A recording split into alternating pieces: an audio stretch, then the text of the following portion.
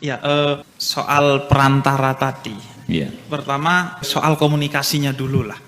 Kadang orang nanya, ngomong kok sama kuburan gitu. Bagi saya itu mudah sekali dijelaskan. Karena orang yang di kuburan itu kan hanya berbeda dimensi saja. Betul.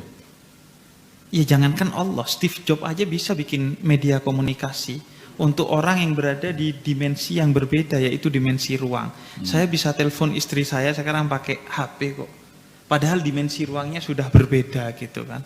Ya. Artinya itu mudah sekali. Kemudian yang kedua, soal perantara, ini kan sebenarnya soal proposal ya. Nah, memang kalau kita yang tradisinya habaib, nahdien itu sama proposal memang sangat mengerti kita. Perproposalan ini. Sangat mengerti dunia perproposalan. Dan itu biasa-biasa saja gitu kan. Nabi Musa pakai proposal yang namanya Nabi Harun.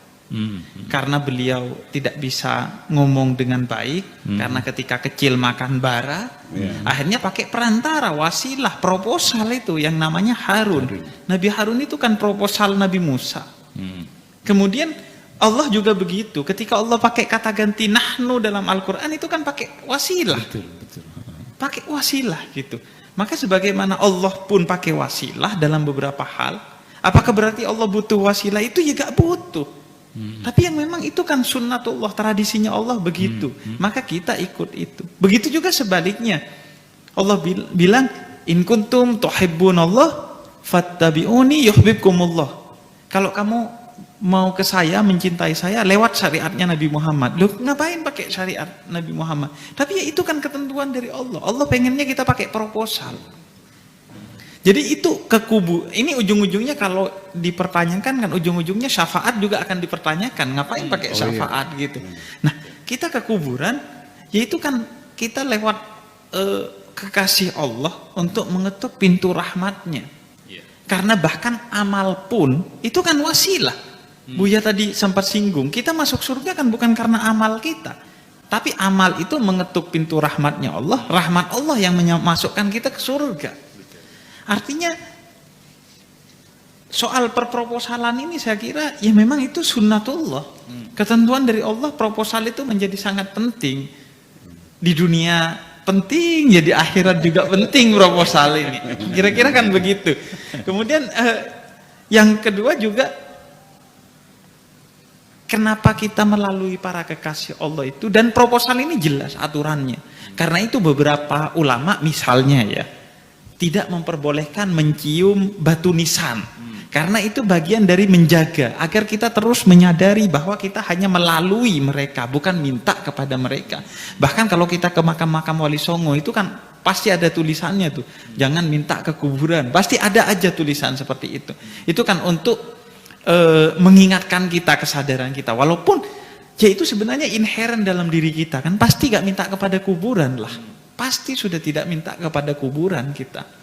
Dan kenapa melalui itu? Karena mereka lebih hidup dari kita.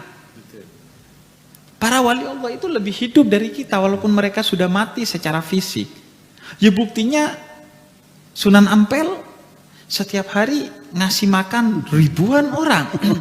Ada aktivitas ekonomi ribuan orang. Iya, Sunan Gunung Jati. Sunan Gunung Jati di sini ribuan orang. Bahkan di Sunan Ampel saya beberapa kali beli barang itu di tokonya orang Arab di sana. Kemudian saya ngobrol sama mereka. Mereka itu gak percaya kepada ziarah kubur, tapi dikasih makan sama ziarah kubur gitu. Artinya ini kan soal rahmat. Orang yang tidak menyembah Allah juga dikasih makan sama Allah. Nah ini rahmat. Sedangkan saya ngasih makan istri saya saja harus ke Cirebon ini. Harus ke Indramayu, harus ke Surabaya, ke mana-mana untuk cari makan istri saya aja. Mereka ngasih makan ribuan orang setiap hari gitu. Artinya siapa yang hidup, siapa yang mati ini pertanyaannya. Kan berarti lebih hidup mereka gitu. Dan terakhir soal tadi Buya sempat singgung soal ukhuwah. Ukhuwah itu disebutnya kan ukhuwah Islamiyah. Nah, diartikan persaudaraan umat Islam. Padahal kalau menurut saya kan posisinya kan itu sifat dan mausuf kan. Di Al-Qur'annya innamal mu'minuna ikhwatun. Dan sebenarnya ukhuwah Islamiyah. Islamiyah itu sifat posisinya secara nahwu. Jadi persaudaraan yang bersifat Islami. Tidak mesti persaudaraan itu antara orang Islam. Yang penting persaudaraannya bersifat Islami. Apa itu Islam? Berkemanusiaan, keadilan, cinta, tidak hianat, tidak munafik. Walaupun non muslim, kalau tidak munafik maka persaudaraannya Islami. Tapi walaupun sesama muslim, kalau urusan proposal dia gontok-gontokan seperti di Timur Tengah, ya itu tidak Islami persaudaraannya. Makanya itu saya rasa kita harus kembali kepada surat Mumtahanah 7 dan 8 bahwa mari saling berbuat baik di antara muslim, non muslim.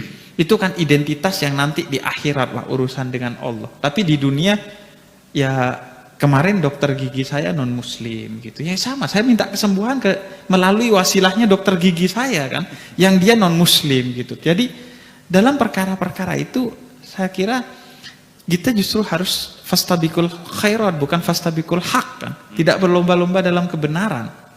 Kalau berlomba-lomba dalam kebenaran repot urusannya nanti. Tapi kebaikan aja. Ayo berlomba-lomba bangun rumah sakit. Ayo berlomba-lomba bangun pendidikan dan lain sebagainya. Jadi menurut saya itu kata kuncinya malam hari ini saya rasa yang saya dapatkan adalah bagaimana membangun cinta itu. Nah cinta itu yang menyebabkan kita bisa berhubungan meskipun beda agama. Cinta itu yang menyebabkan kita bisa berhubungan walaupun beda alam. Walaupun orang itu sudah meninggal, tapi dengan cinta kita bisa berhubungan. Cinta juga yang menghubungkan kita dengan Allah pada akhirnya. Tidak utamanya pada ritual-ritual itu kan. Kadang ritual yang dilakukan tanpa cinta itu gak ada gunanya.